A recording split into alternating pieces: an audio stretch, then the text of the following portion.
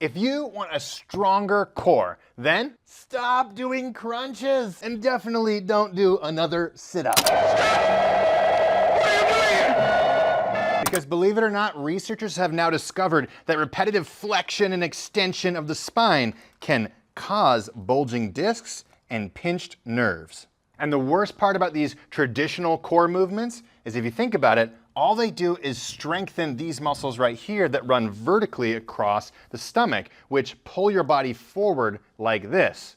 And what's this look like?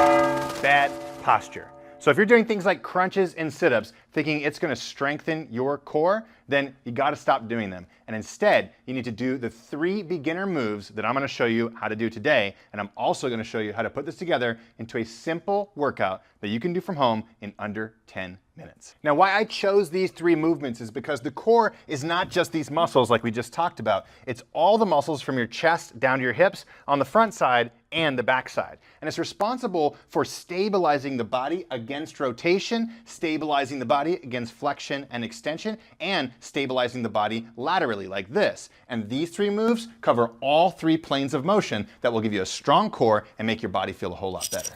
This first move is great for stabilizing your entire midsection, and it's perfect for complete beginners. So all you need is the back of a chair that's nice and sturdy, or if you need to, you can use a countertop or a different piece of furniture that's nice and sturdy. Now what you're gonna do is place your hands on that piece of furniture, and you're gonna start by coming into a plank position. And don't worry, we're not gonna do a plank, but I will show you how to do it right because it's the foundation of this movement. So start by squeezing the glutes and tucking the pelvis like this. Because one of the most common mistakes in the plank is that people either stick their butt out like this, which is arching the back and putting pressure on the lower back, or they drop their hips down like this, which is arching the lower back and putting pressure on the back. We don't want to do that, so instead, I try to imagine pointing my tailbone towards the ground and squeezing my glutes to get a nice long spine and a good safe pelvic position which protects the lower back. Now next, keeping a nice tall posture, we want to make sure our shoulders aren't shrugged up like this, but rather they're pulled down away from our ears. And now we want to start activating our core and doing the movement that I'm going to teach you right now. So before we start the movement, press your hands down into the chair. Imagine like you're trying to drag the chair back towards you like this. What you'll feel is the muscles underneath your armpits starting to fire, and that's good because those are the muscles that we want to activate to create stability across the entire body.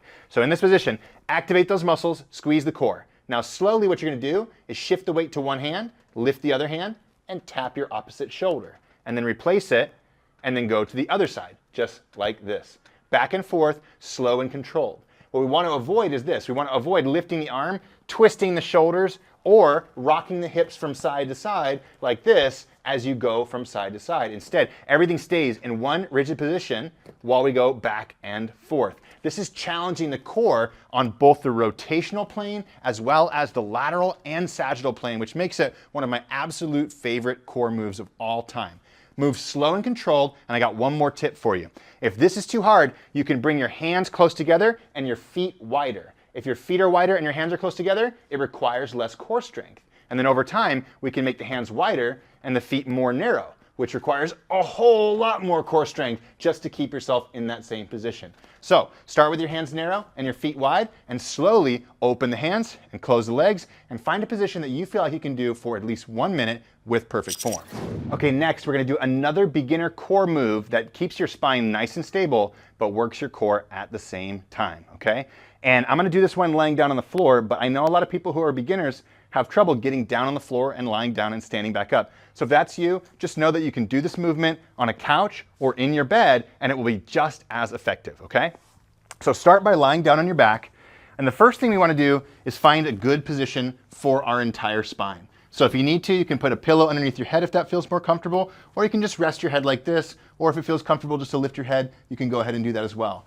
Next, let's start with the hands. We want to drop the shoulders away from the ears and turn the palms toward the sky. Now, why do I tell people to turn the palms toward the sky? Well, a lot of people turn their hands down like this, but if I sit up, what's this position if I keep turning my palms? It's bad posture. It's a tight chest. It's deactivated shoulder blades, but if I turn my hands out, all of a sudden, I get better posture, okay? So what you want to do is turn those palms toward the sky, drop the fingertips away from the ears. Next, let's focus on the lower back here, okay? So press the lower back down into the ground. You want to almost make it so you can't even get your fingers underneath your lower back. And this is the position we want to be in the entire time, right here, okay? Now from here, keeping the lower back glute in the ground, lifted one leg, lift the other leg, and then all we're gonna do is tap one heel and then slowly come back up. Tap the other heel and slowly come back up. I'm gonna inhale as I go down. I'm gonna exhale as I come up. Inhale down, exhale up, just like this. Now, if this is too easy for you, you can make this movement harder by just increasing the angle of the knee joint. So I just did it with a pretty bent knee here, makes it fairly easy. If I wanna make it harder, I increase the angle and I just do it like this. And you can even do this all the way to the point where your legs are straight and you're bringing one leg down at a time, just like this, which makes this movement a whole lot harder. And if this is still too hard for you, you can keep your feet on the ground, and instead of lifting them up in the air, you could bring one knee up at a time and do the movement just like this. Again, this is gonna work on both the stability of your core, which is gonna help protect your lower back, and also stabilizing you against that rotation, which is so important if you want a strong core and, like I said, a healthy lower back. Okay, and the next move you can do in the exact same position so you don't have to move. And remember, once you learn this move, I'm gonna teach you how to put it together into a simple routine that you can do from home in less than 10 minutes, so stay tuned, all right? So this one's gonna work on the muscles on the back side of the body, which are incredibly important, and when people use the word core, they're really, really, really neglected. So we're gonna start in the same position with the palms toward the sky, fingertips away from the ears, and the head rested down like this. Now what we're gonna do is we're gonna push the lower back into the ground, but I'm gonna keep going. So instead of just pushing the lower back down, I'm gonna push it down and I'm gonna start to imagine like I'm trying to lift my tailbone off the ground and begin to point it towards the sky like this. And I'm gonna try to squeeze my glute muscles. So right here, I'm gonna go lower back into the ground, squeeze the glute muscles, lift the tailbone, see if I can squeeze the glutes here, and then slowly, one vertebrae at a time, lower my back down to the ground until I tap my tailbone and repeat, just like this. This tiny little motion, the glute bridge squeeze, helps you activate your glute muscles, which supports your lower back muscles and often makes them feel so much more stable and so much better. Now, if this is too easy for you, you can begin to do the glute bridge squeeze, and once you reach full extension of the hips, you can press your heels into the ground and see if you can lift your hips up so that there's a nice alignment between your knees, your hips, and your shoulders.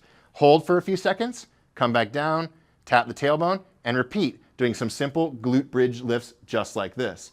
And if for any reason this variation still feels too easy for you, you can always just lift up to the glute bridge and hold this position the entire time during the workout that I'm about to describe to you. Okay, so here's how to put these three movements together into a simple routine that you can do from home in under 10 minutes.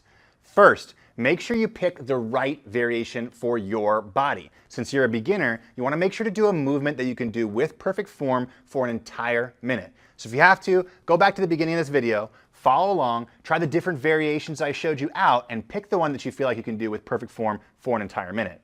Once you've picked 3 movements that you can do with perfect form for an entire minute, here's how to put it together. You're gonna do 40 seconds of work, followed by 20 seconds of rest on the first movement. Then you're gonna do 40 seconds of work, followed by 20 seconds of rest on the second, and then repeat again for the third movement. Once you've gone through all 3 movements, you start back at the top and you do that for 3 rounds.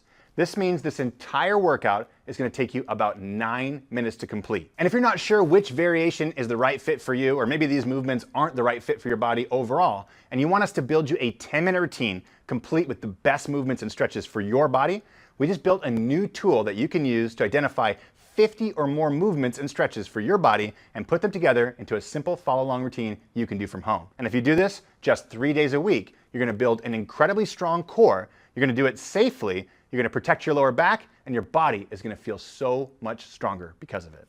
If you wanna check that out and learn the best movements and stretches for you, all you gotta do is click the link below.